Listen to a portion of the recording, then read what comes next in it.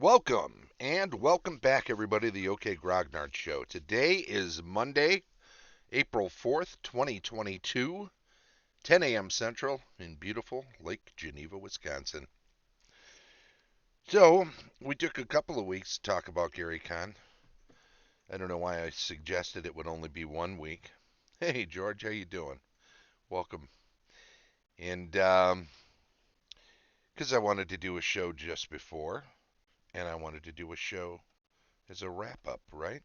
Why wouldn't I? Anyway, it's all about alignment now. Back to the alignment discussion. We were talking about alignment for a couple of weeks.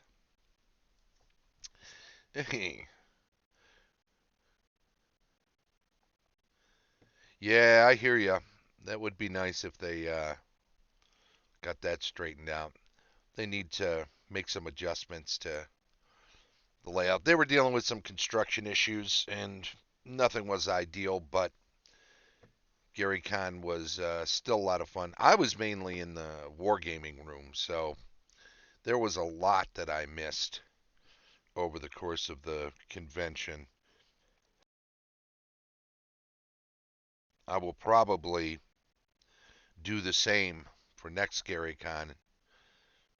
Spend a lot of time in the wargaming room, like I did in all previous Gary Cons that had a wargaming room, instead of when it just used to be at the Ridge and it was just anywhere it was. But I tend to play a lot of war games when I'm at Gary Con. I mean, I role play a little bit, but I role play year round when opportunity arises in board game, and also, hey, how's it going? Thanks for popping in. And I play lots of board games year round, and I play a lot of Magic and other card games.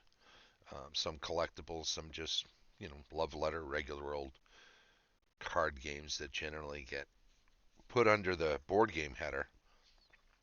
But wargaming is something that's few and far between outside of Garrigon and Little Wars, which is far enough south that it's a bit out of my range now. I gotta make it to another Little Wars. That is the Historical Miniatures Gaming Society Midwest chapter main convention every year. It's in the western suburbs of Chicago. I think these days it used to be in Lincolnshire, and when I lived in Mount Prospect, it was something I could drive to each day. It's 15, 20 minutes, maybe even with traffic in the morning, and of course 12 to 15 minutes home in the evening, at night after a day of gaming, because there's no traffic on the road. 10 p.m. till 1 a.m. whenever it was that the game on that particular day would break up. But it's definitely something I miss. There were a lot of cool miniatures war games there, and it's nice to get to do them at GaryCon as well. But we're back to alignment talk today, so we don't want to get too far afield because who knows? Maybe there will be a part 4 of this series as well. Where are we at on the board here? The old mixer board, he said, as if that was a thing. Changing alignments. That's where we left off 2 weeks ago. We talked about a lot of the other aspects, including alignment languages, which is not something I particularly liked about D&D and culled rather quickly. But changing alignments works a little differently when alignment is part of the character for the player to focus on than when, like in my games, where it's just something I use as a gauge to kind of see how people would react. Because there's a vibe to what your attitude is. And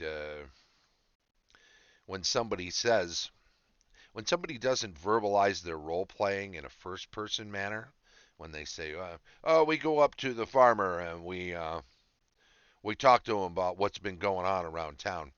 That doesn't give me a lot of first person stuff to go on to gauge a reaction of the farmer. So I have to think about how they've acted internally and how it projects out. And part of that is knowing, using alignment as a gauge, um, based on their actions. This is how a farmer would probably view them because their general demeanor would exude some of that internal internalization of their attitude. And when they don't speak in first person and give me a third person interaction, that's fine. I don't want to force people to attend an acting school to play a game. So I just have to translate it. If they give me that third person, we go up and talk to them about what's been going around town. Then I have to think, well, he goes up to him and he says, "Hey, what do you know? What do you know about what's been going on around town?"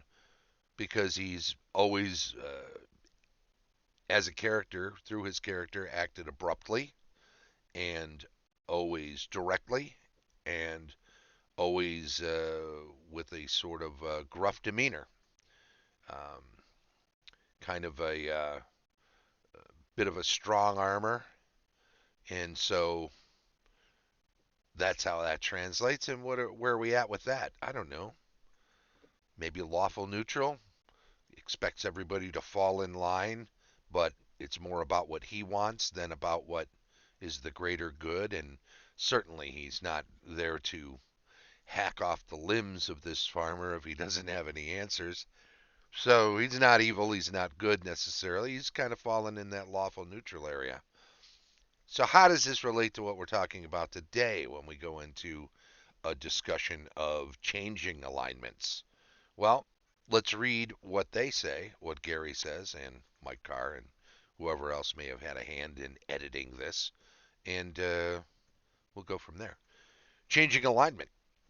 Whether or not the character actively professes some deity, he or she will have an alignment and serve one or more deities of this general alignment indirectly and unbeknownst to the character. Changing of alignment is a serious matter, although some players would have their characters change alignment as often as they change socks. Not so, says Gary! Exclamation point. First, change of alignment for clerics can be very serious, as it might cause a change of deity. See day-to-day acquisition of cleric spells.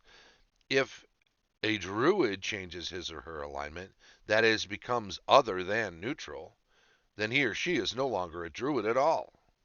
Change of alignment will have an adverse effect on any class of character if he or she is above second level. Immediately upon alignment change actually occurring, the character concerned will lose one level of experience. That's why we allow them to get to second. Can't pull a rug out if they're not standing on it.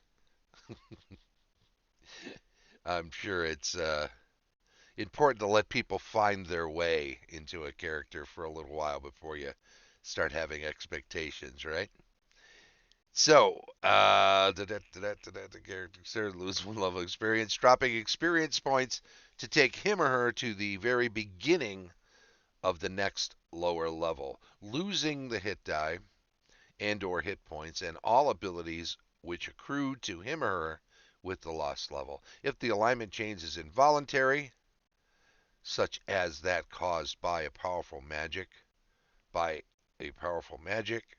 a curse, etc., then the character can regain all of the losses, level, hit die, etc., upon returning to his or her former alignment as soon as possible and after making atonement through a cleric of the same alignment, and sacrificing treasure which has a value of not less than 10,000 gold pieces per level of experience of the character.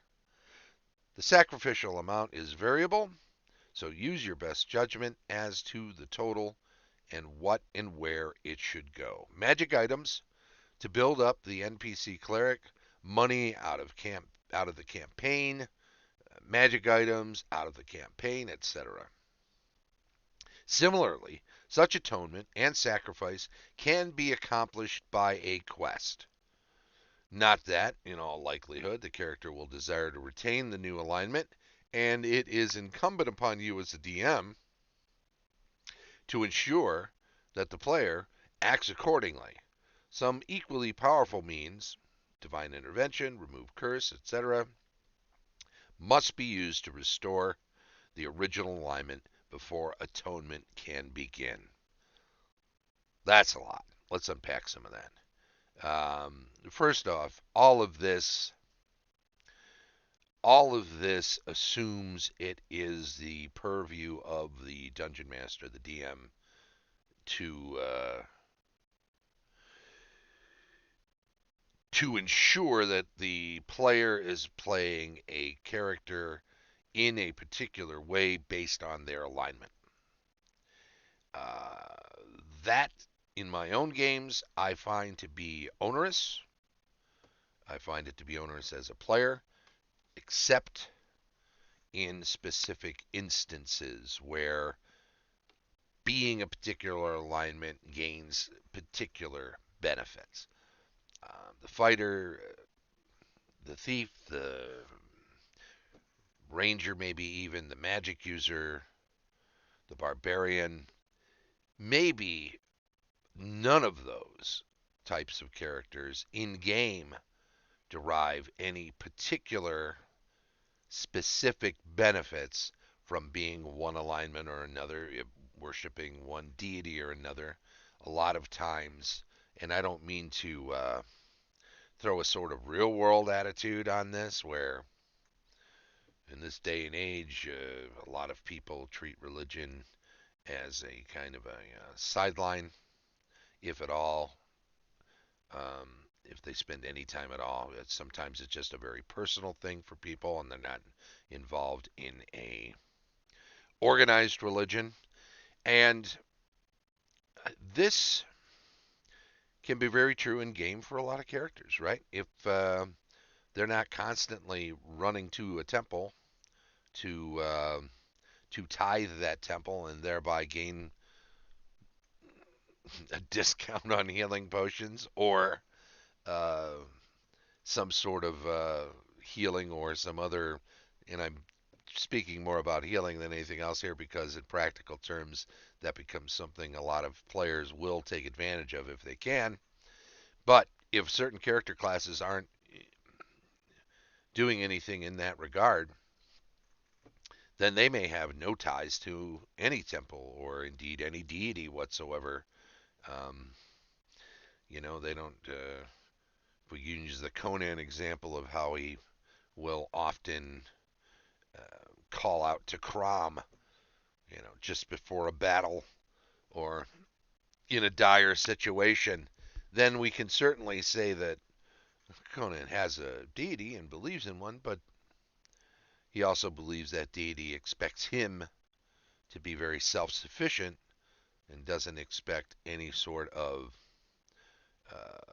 benefit from his following that deity.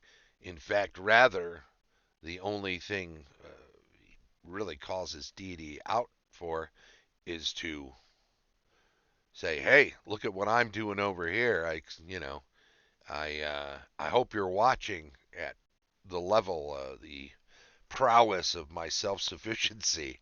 It's more of a sort of a Norse braggadocio sort of thing to puff oneself up so that the gods are aware that you are a mighty, mighty person, warrior in this case.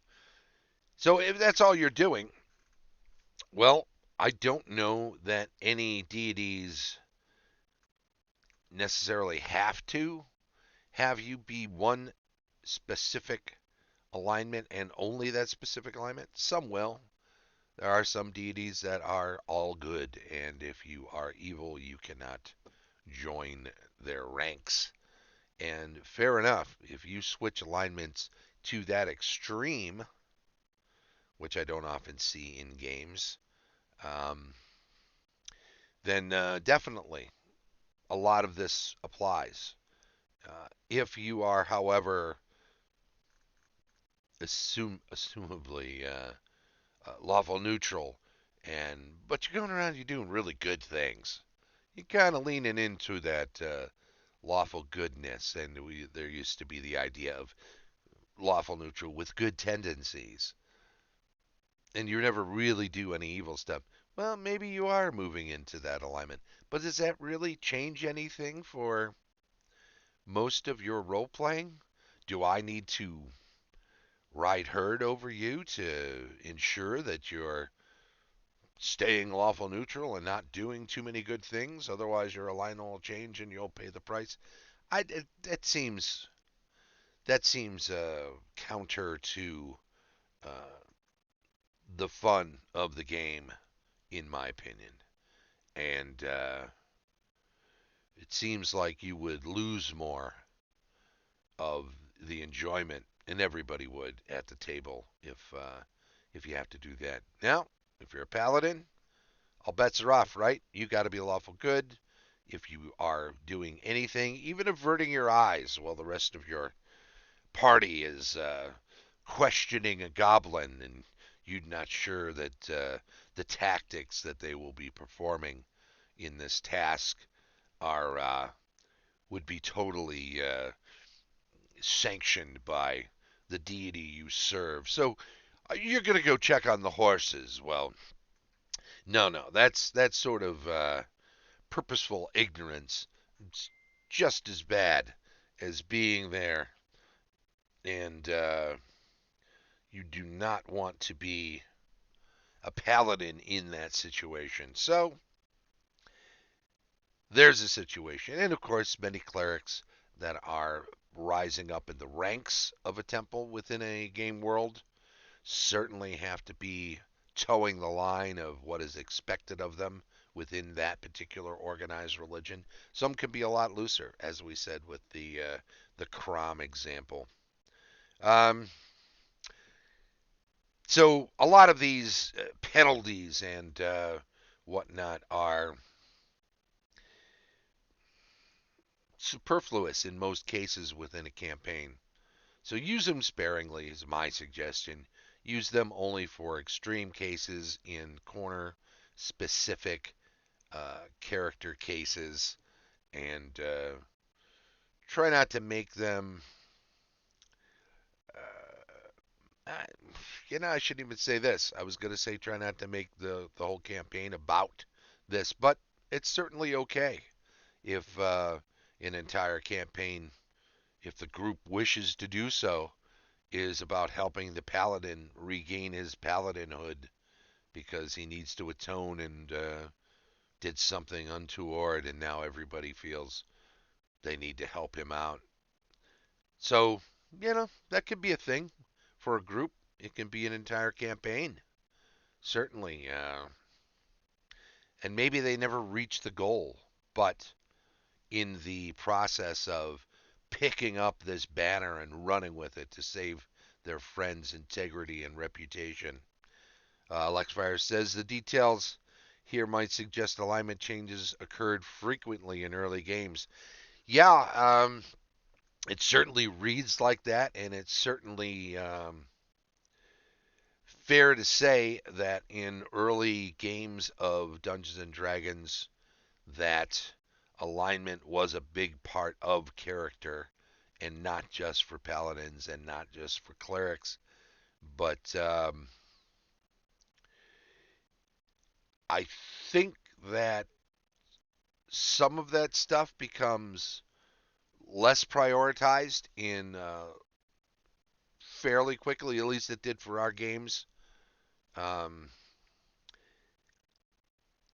it doesn't mean that it can't be a huge part of it, and it's also fair to say that in these early games, they were finding their way. They had put a rule into play, just like any of the other rules they put into play.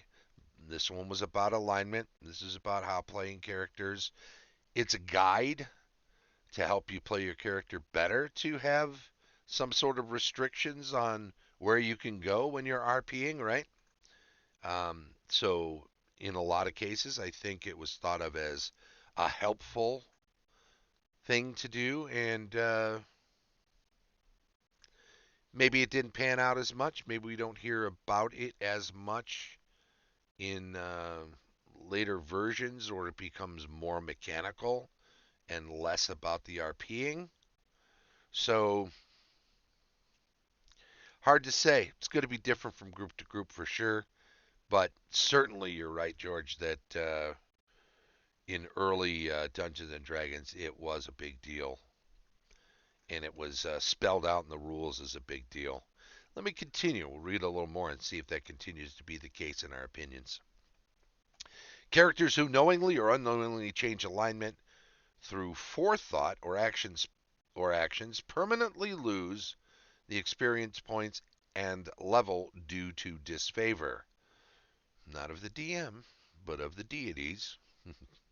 They must also accept a severe disability in alignment language during a one level transitional period until the character has again achieved his or her former level of experience held prior to change of alignment. He or she will not be able to converse in the former alignment's tongue, nor will anything but the rudest signaling, rude being crude, I think, really here, be possible in the new alignment language. See alignment language. Although it is possible for a character to allow himself or herself to be blown by the winds as far as alignment is concerned, he or she will pay a penalty which will effectively damn the character to oblivion.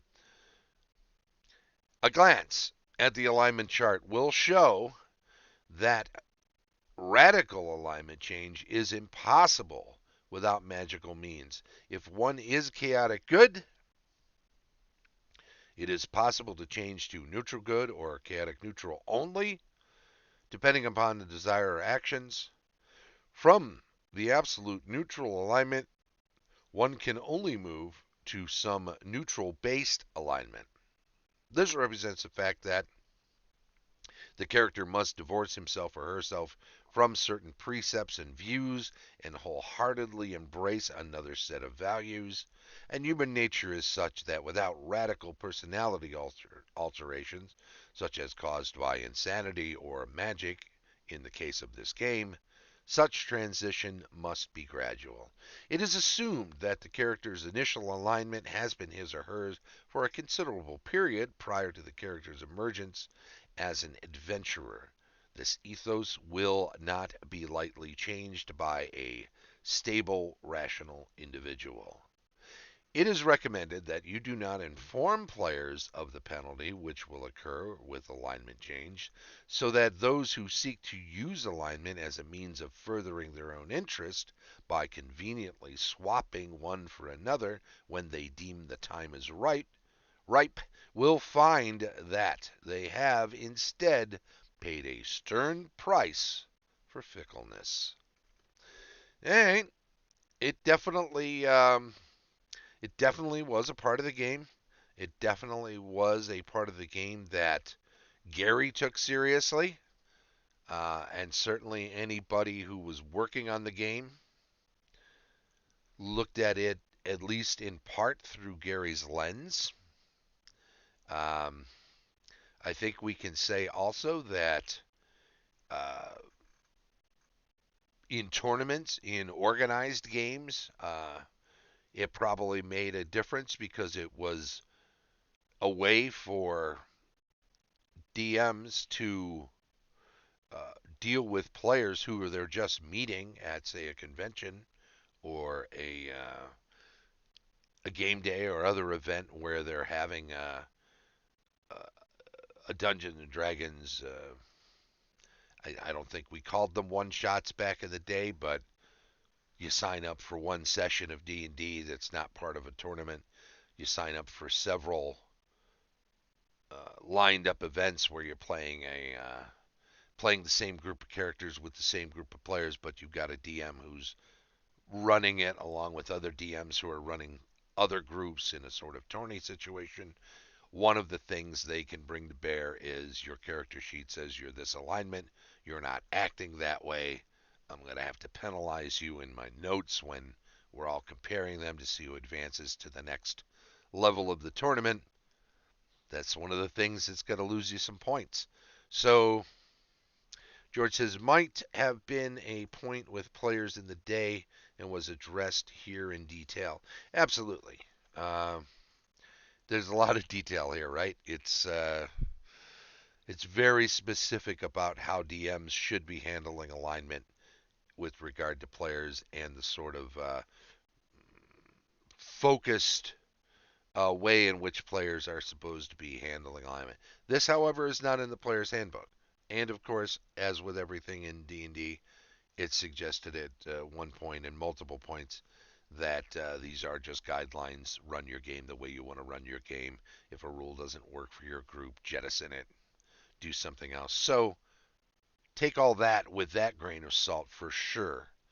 A lot of people would look at this and say, this is this might be a little bit draconian for my group. They're kind of loose and they're just very casual players, and they don't get into their characters and their characters' alignments with the same sort of fervor that my last group did. I think I'm going to tone this down a little bit for my gang.